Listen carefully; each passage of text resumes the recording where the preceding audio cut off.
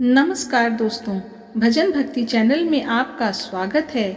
भगवान शिव को समर्पित सबसे बड़ा त्यौहार महाशिवरात्रि प्रत्येक वर्ष फागुन महीने के कृष्ण पक्ष की चतुर्दशी तिथि को मनाया जाता है।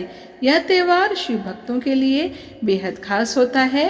कहते हैं जो व्यक्ति इस दिन सच्चे मन से भगवान शिव को याद करता है, उसकी समस्त मनोकामनाएं पूर्ण हो जाती हैं। इस विशेष दिन शिवलिंग पूजा करने का विशेष महत्व माना जाता है।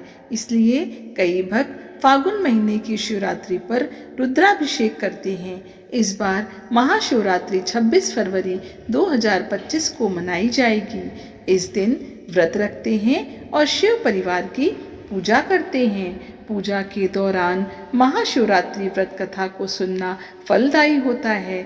तो चलिए सुनते हैं महाशिवरात्रि की व्रत कथा। लेकिन वीडियो में आगे बढ़ने से पहले आप सभी से विनम्र निवेदन है कि जिन्होंने अभी तक मेरे चैनल को सब्सक्राइब नहीं किया, कृपया करके चैनल को सब्सक्राइब कर लीजिए, क्योंकि मेरे चैनल पर सभी व्रत त्यौहार की जानकारी और उससे संबंधित कथा कहानी आपको आगे भी मिलती रहेगी। एक बार माता पार्वती ने भगवान शिव शंकर से पूछा कि आपकी कृपा पाने के लिए कौन सा सबसे सरल व्रत और पूजा है। तब भगवान भोलेनाथ ने माता पार्वती को शिवरात्रि व्रत की महिमा, व्रत और पूजा विधि बताई। उसके साथ ही साथ उन्होंने महाशिवरात्रि व्रत की कथा भी सुनाई। शिव पुराण की कथा के अनुसार एक गांव में एक शिकारी था जो पशुओं को शिकार करके अपना घर परिवार चलाता था। वह गांव के ही एक साहूकार का कर्जदार था। वह काफी प्रयासों के बाद भी कर्ज से मुक्त नहीं हो पा रहा था। एक दिन क्रोधित होकर साहूकार ने उसे शिव मठ में बंदी बना लिया। उस दिन शिवरात्रि थी। शिकारी उस दिन शिवरात्रि की कथा को सुना। शाम के समय में उसे साहूकार के सामने पेश किया गया तो शिकारी ने वचन दिया कि अगले दिन वह सभी कर्ज को चुकाकर मुक्त हो जाएगा। तब उसे साहूकार ने छोड़ दिया। शिकारी वहां से जंगल में गया और शिकार की तलाश करने लगा। वह एक तालाब के किनारे पहुंचा। वहां पर वह एक बेल के पेड़ पर अपना ठिकाना बनाने लगा। उस पेड़ के नीचे एक शिवलिंग था जो बेल पत्रों से ढका हुआ था। उसे इस बात की जानकारी नहीं थी। बेल वृक्ष की टहनियों को तोड़कर वह नीचे फेंकता गया और बेल पत्र उस शिवलिंग पर गिरते गए। वह भूख और प्यास से व्याकुल था। अनजाने में उससे शिव पूजा हो गई। दोपहर तक वह भूखा ही रहा। रात में एक गर्भवती हिरण तलाश में पानी पीने आई। तभी शिकारी उसे मारने के लिए धनुष बाण लेकर तैयार हो गया। उस हिरण ने कहा कि वह बच्चे को जन्म देने वाली है। तुम एक साथ दो हत्या मत करो। बच्चे को जन्म देकर मैं तुम्हारे पास आ जाऊंगी, तब तुम मेरा शिकार कर लेना। यह सुनकर शिकारी ने उसे जाने दिया।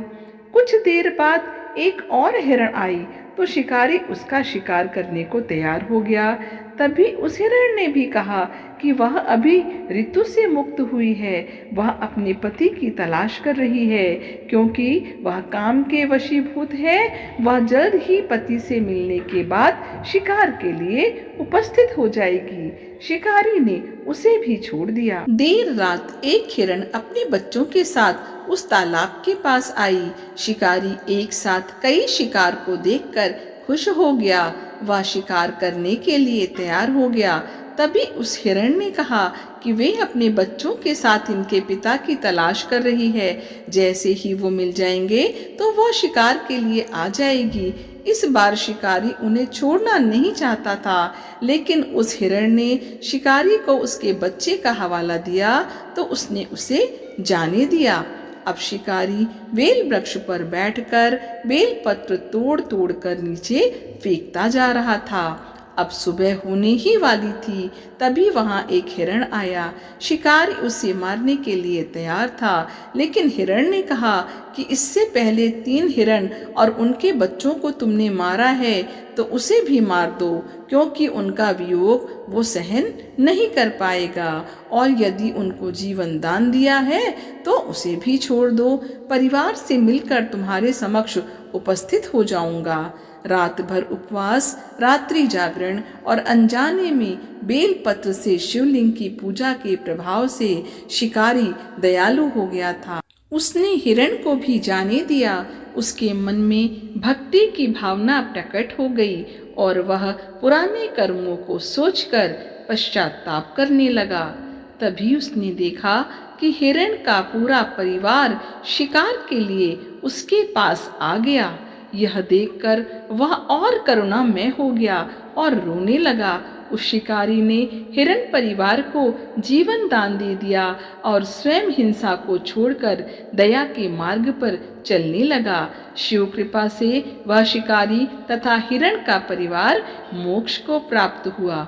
आशा करती हूँ यह कहानी आपको पसंद आई होगी। यदि कहानी थोड़ी भी पसंद आई हो तो वीडियो को लाइक ज़रूर करिए, इसे अपनी फैमिली और फ्रेंड के साथ शेयर भी करिए। भगवान शिव की कृपा आपके और आपके परिवार के ऊपर हमेशा बनी रहे। आपका दिन शुभ हो। धन्यवाद।